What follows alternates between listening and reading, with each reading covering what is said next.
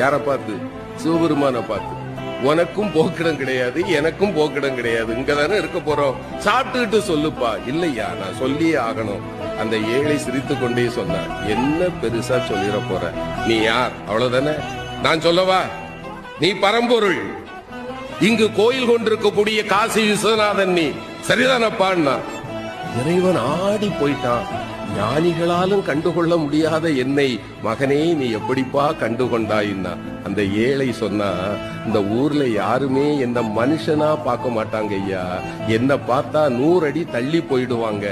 ஆனால் என்னைக்கு சமமாக அமர்ந்து அழுகி போன என் கையில் இருக்கிற உணவை கூட உண்பதற்கு ஒருவன் கையேந்துவான் என்றால் என் கருணை கடலே, உன்னை தவிர வேறு யாரால் ஐயா இது முடியும்?